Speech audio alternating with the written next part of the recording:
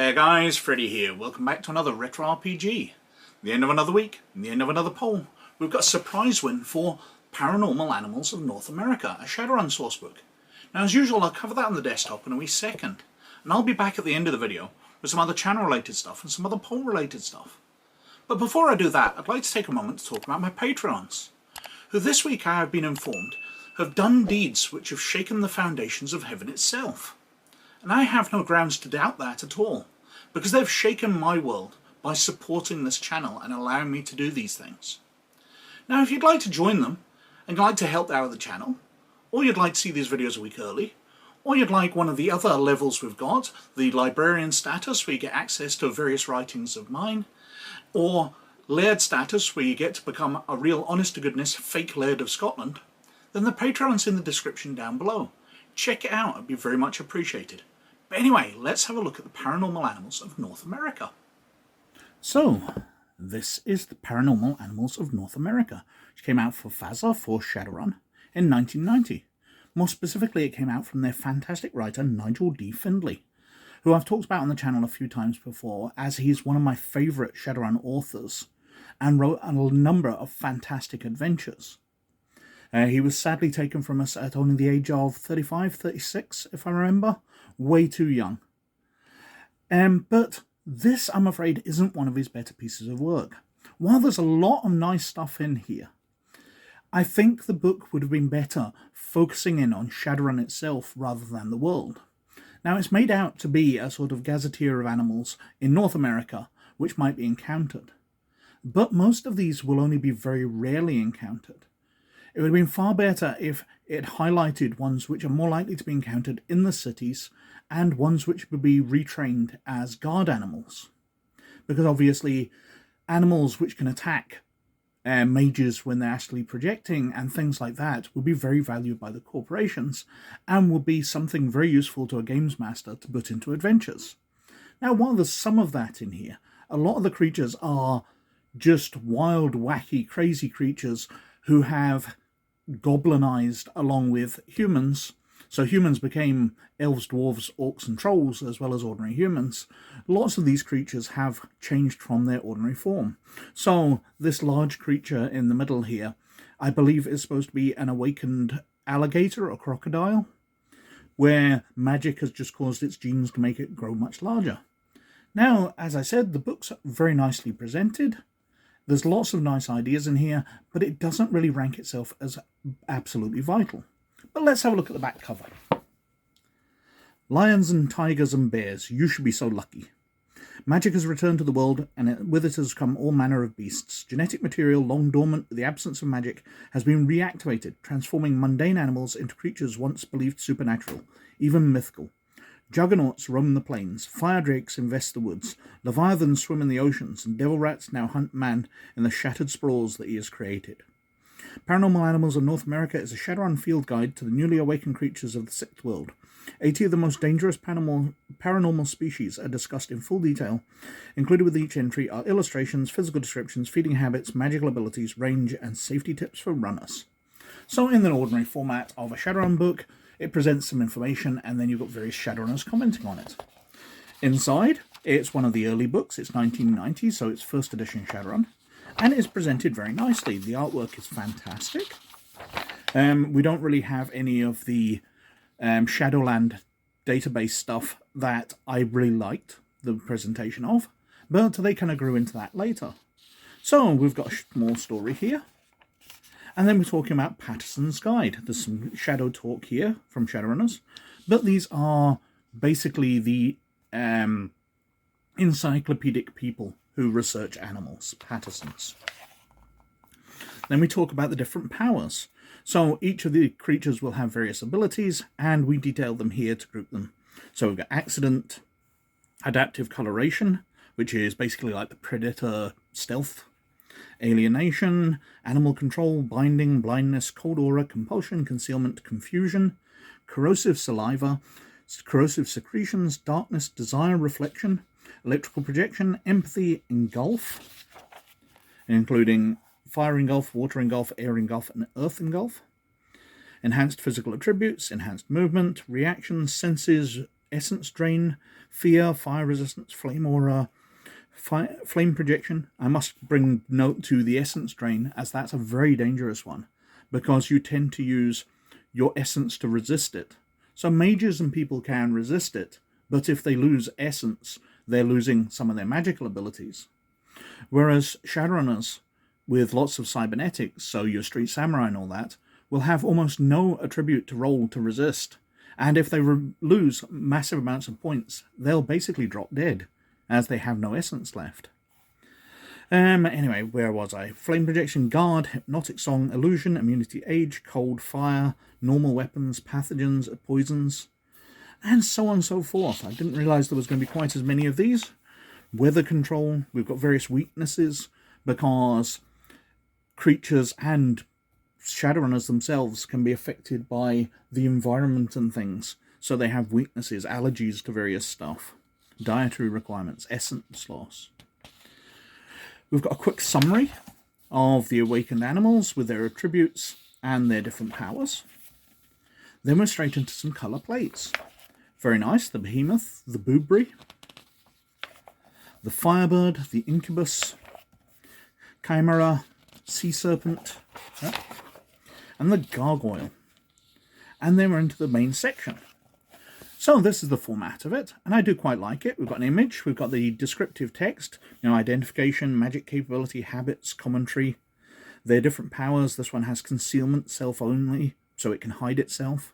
We've got various shadow talk, the statistics for the game master, and then it shows the area where it ranges, some scientific information about it, and a scale. So we can see a standard human, that's the magic user, the corporate mage or street mage out of the first edition Shadowrun rulebook, but comparing an average human with the size of the Aardwolf here. So we can see it's quite big, but not absolutely massive. Agripelters.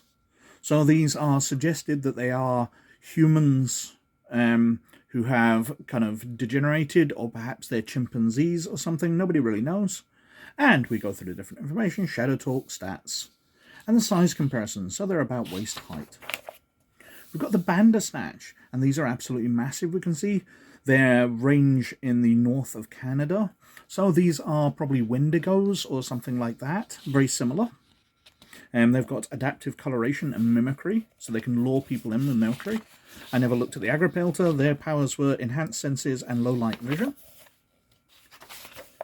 We've got Bandit, so a large raccoon. It's got enhanced senses and low light vision. They have an innate understanding of locking mechanism, so they can pick locks. We've got the Behemoth, which is absolutely massive. If we compare it here, the human seems to stand roughly below their belly. So these are, 12 foot tall? Absolutely massive creatures, 3 meters high at the shoulder. And they have no extra powers, but no weaknesses. The Birdman. These have enhanced senses and sonic projection. They are small creatures. They range all across North America. The Black Anis, who range more to the south. They're about human-sized. Their powers are enhanced physical attributes, strength once per day, so they can boost their strength, for essence d6 turns. Enhanced reactions, enhanced senses, low light vision, and influence, depression, so they can make you sad. Blood kites. These have enhanced senses and thermographic vision. They're small birds. Can be dangerous, I suppose, in the wilderness. We've got bogies. They have the accident ability, enhanced movement, enhanced reactions, enhanced senses, and fear. But they have an allergy to aconite or horseradish. And they are quite massive, up to about the shoulder of an average human. We've got bombardiers, basically squirrels who like dropping things on people. They have no powers or weaknesses, but they're fairly large for a squirrel, mainly on the eastern seaboard of America. The boobry. It sort of comments in here that they don't know where the name comes from, but it's a Scottish name. In fact, it does actually mention here, name of a bird of ill omen from Scottish legend.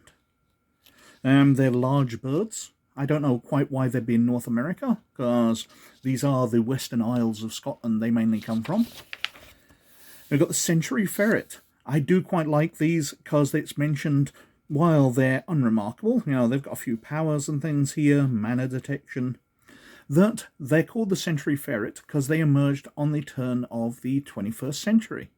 They were the first creatures to emerge when magic started returning, and were the first sign. Unexplained genetic expression in humans was a statistical phenomenon, but these creatures grew out anyway. We've got the Chimera, who have concealment, immunity to poisons, and venom, and they are very large creatures. Corpse Lights, which actually don't really fit into the creatures, they're more a sort of spirit, which is a weakness of this book because it does kind of mix in some spirits. And they've got Essence Drain, immunity to normal weapons, manifestation, movement, psychokinesis, and regeneration. They're about the size of a head. Death Rattles, absolutely massive rattlesnakes. Enhanced senses, immunity to poisons, and venom. Deviljack Diamond. So a large fish. Has no extra powers or weaknesses. They're about man-sized, a bit longer. Devil Rats. Now, these are very common in the cities. They tend to swarm people. They are basically magical rats. They've got animal control. They can control normal rats. Concealment, immunity to pathogens, immunity to poisons, but they are allergic to sunlight. They're nasty little critters. 1 in 12 chance that any given devil rat is infected with the Vitus 3 plague. We've got devilfish, which are absolutely enormous. Is there a measurement here? 8 meters wingspan. They have fear and venom abilities. Absolutely massive fish. Now, while I do kind of like this, there's other big fish, and I don't see the purpose of why you would need multiple giant fish in a single book. Your Shadowrunners might get attacked once in a while they're out on a boat, but it's not something they encounter often. There's something to be said for giving people options, but I'd have much preferred, as I said, some animals which were used as guard dogs and things. We've got the Dower, who has enhanced senses, an allergy to sunlight. They are about chest height creatures. Zunuqua, well, these are trolls who are infected with the vampire virus. Now, the vampire virus has different effects on each of the types. So, if a human gets it, they become a vampire. But if a troll gets bitten, they will become a Zunuqua. Basically, all their hardened skin and bone, which normally makes them quite tough, grows to a massive degree, and they become bestial. So they have enhanced senses, essence drain, magical resistance, and they are absolutely enormous. What's that, about 10, 12 feet tall?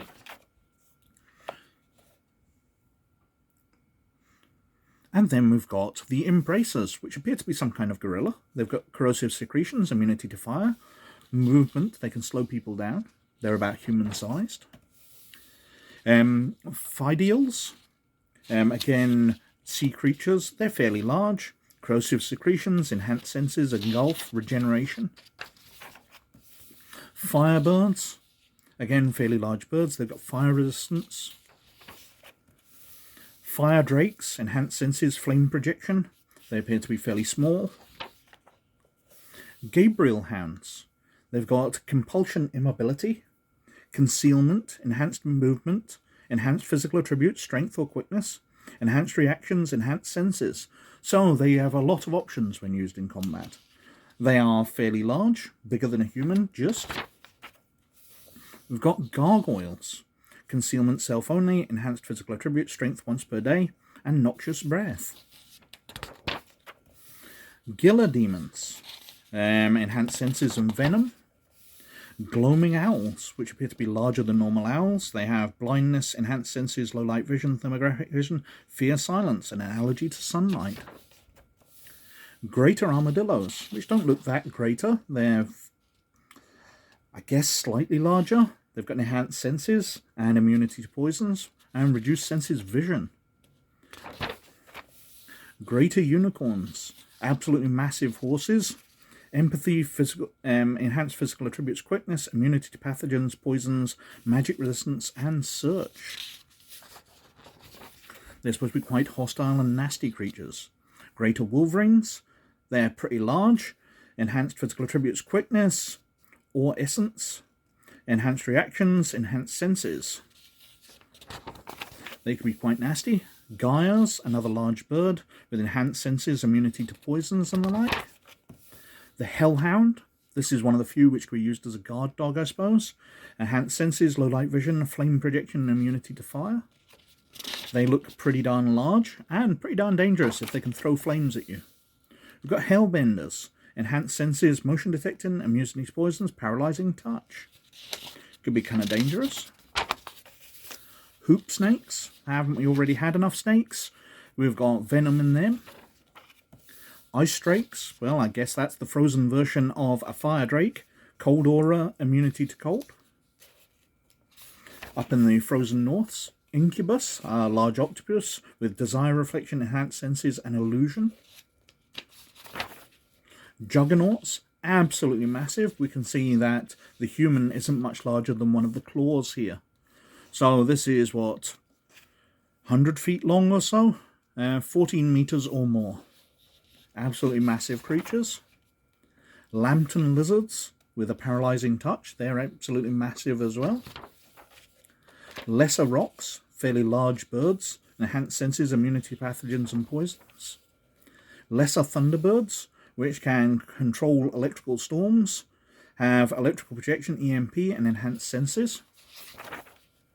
Leviathans, again, humans are the tip of their tail here, so they're absolutely massive. They have enhanced senses, sonar, and mimicry. But why do we need all these massive sea creatures?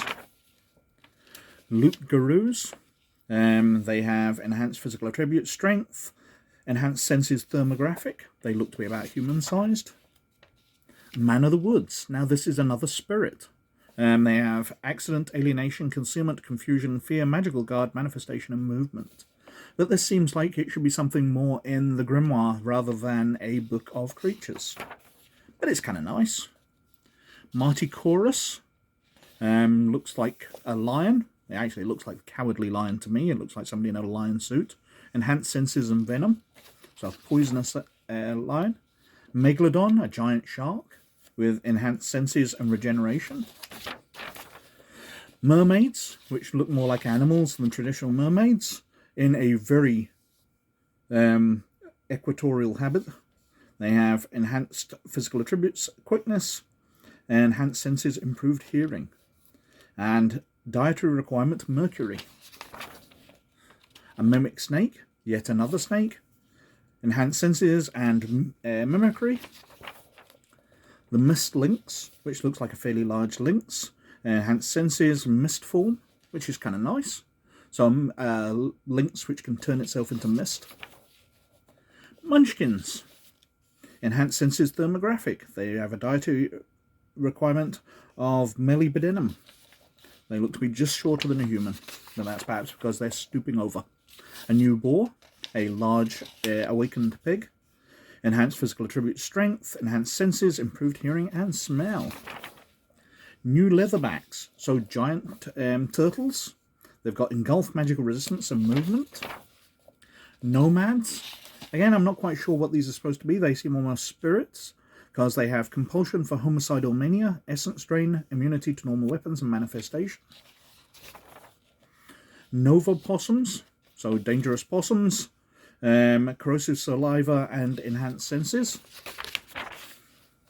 Piasma, so an awakened bear with tusks, fairly large. What have they got? Enhanced physical attributes, strength and or quickness, enhanced reactions, enhanced senses, thermographic vision, and they've got an allergy to sunlight, as many creatures do. Precuriacu, if I'm pronouncing that right, enhanced senses, sonic projection, a small annoying bird, I would guess. Rock lizards, immunity to poisons and venom. A rock worm, another snake-like. Corrosive saliva, immunity to pathogens, immunity to poisons, and regeneration. Saber-toothed cats, enhanced senses, and that's their lot. They appear to be fairly large, and I have to admit that one looks a bit derpy looking. Salamanders, again, a more spiritual type thing. So engulf, flame aura, flame projection, guard, immunity to fire, magical resistance, manifestation, and psychokinesis. So they are very small, but they've got a wide range of abilities. Sea drakes. As you can see, the person is only the size of one of these flippers. So again, it's an absolutely massive sea creature. Not sure why we need all these sea creatures, but some of them are fairly interesting. Enhanced physical attributes once per day. Enhanced senses, low light vision. A freshwater serpent. So Nessie, keeping up the Scottish theme of the booberry perhaps. Again, it's fairly large. No powers, no weaknesses. Researchers found a freshwater serpent in Scotland's Loch Ness. Now, given that the Imago adventure we covered a few weeks ago mentions Nessie as being a spirit rather than a freshwater serpent, we've got lots of love for including things about Scottish myths, but not really much understanding of it. We've got a saltwater serpent, enhanced physical attributes quickness, and no weaknesses. Again, absolutely massive. Shadowhounds. Now these are basically horse-sized dogs. They've got darkness ability, enhanced reactions, and enhanced senses. I could see these getting trained up as a sort of guard dog. We've got sirens, enhanced senses, hypnotic song, immunity to pathogens, and immunity to poisons. The snow moose, absolutely massive. A human comes in sort of under their belly. Immunity to cold, silence, enhanced physical attributes, and enhanced senses. Snow snakes. Immunity to cold, we've got venom, enhanced senses, improved physical attributes quickness, and a vulnerability to fire. Stonebinders, small flying bats, or reasonable sized flying bats, enhanced senses sonar, immunity to poisons, petrification, and venom. The Stormcrow, enhanced senses and weather control, caused by a flock of them.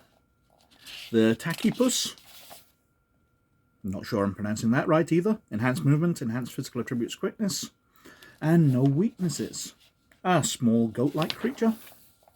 The Talus cat. I seem to remember these being quite interesting because it's a sort of house cat that can become a big cat. It can transform between different forms. Desire reflection. Self cheetah only. Enhanced movement, enhanced physical attributes quickness, body and strength. Enhanced reactions, enhanced senses, low light vision with no weaknesses. I do kind of like these. It looks to be a fairly large creature, but it can go between house cat and cheetah modes. We've got torpedo shark, so a large shark-like creature. Enhanced physical attributes quickness, enhanced senses, improved smell. A toxic earth spirit, well, again, it's not a creature, it's another spirit. Alienation, concealment, corrosive secretions, fear, manifestation, noxic breath. Toxic water spirit, accident, alienation, corrosive secretions, engulf, fear, manifestation, movement, and search.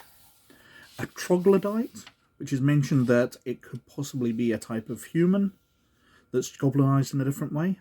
They are totally hairless and have no external genitalia. Concealment, enhanced senses, thermographic vision, and a mild allergy to sunlight. Unicorn fish, again, a massive large fish. You can see it's, 18 meters? 3.7 to 4.6 meters. I meant 18 feet, rather. So, about right. Immunity pathogens, magical resistance. White buffalo, absolutely massive creature again. Animal control over buffalo, enhanced senses, and search. A woodwose. These are small, annoying creatures. Apparently they eat raw birds. Enhanced senses, immunity to aging, immunity to pathogens, immunity to poisons, and pestilence. And last up, I believe, we've got the wyvern. Enhanced senses, immunity to poisons, influence, fear, and venom. And we have a comment being made by Dunkelson in there, who comments on what they're like. I must say I found your constant chatter highly entertaining and not unlightening. So many significant insights mixed up with so much dross. You ephemerals continue to amaze me. My congratulations.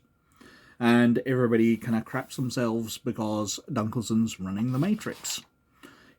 Dragons Online. And it's fairly large. It's not as large as one of the Great Dragons. And we've got a very stylized The End card. Now, as I said, there's a lot of interesting stuff in here, things you could possibly drag out once ever. But I feel like it should have had far more stuff which would be usable on a regular basis. But there's a lot of ideas in here. You could spice your games up quite a bit by having them out in the countryside and attacked by one of the critters in this. It's a very nicely presented book, but of dubious use. So that was Paranormal Animals of North America, and that won the poll this week with some 34% of the vote, just narrowly ahead of the second place, which was Renraku Arcology Shutdown, which came in on 27%. And that's the one I expected to win, actually, because I'd had such good feedback when I covered Bug City. And this is a very similar sort of book, where it changes the world. It introduces new plot lines and changes the way the Shadowrun world operates. And it's a fantastic source book, and I'd love to have covered it. But Paranormal Animals of North America is a classic first edition book, setting the grounds for stuff, so I've really enjoyed covering that. Now in third place we've got Lone Star, which is the police source book, which came in on 15%. Augmentation, which is a much later source book about cybernetics, which came on 12%. And way back in the last position was Prime Runners, which is a book about Shadowrunners and lots of NPCs in it, and that came in on 11%. Now they're all wiped out, and we're going back to a Retro Adventures poll. But this time, keeping with the theme, like last time I did all Shadowrun, this time it's all Star Wars, because I've got a massive collection of Star Wars stuff, so knocking one of those out, it'll be great to cover. So first up, we've got Crisis on Cloud City, which came out in 1989.